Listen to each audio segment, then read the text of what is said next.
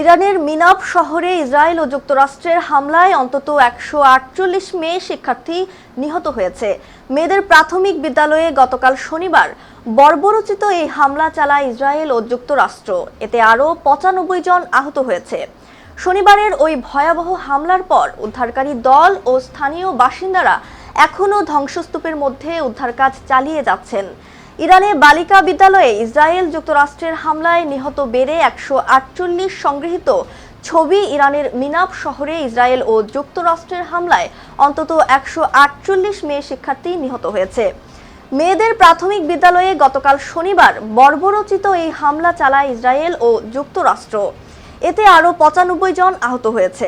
শনিবারের ওই ভয়াবহ হামলার পর উদ্ধারকারী দল ও স্থানীয় বাসিন্দারা এখনও ধ্বংসস্তূপের মধ্যে উদ্ধার কাজ চালিয়ে যাচ্ছেন।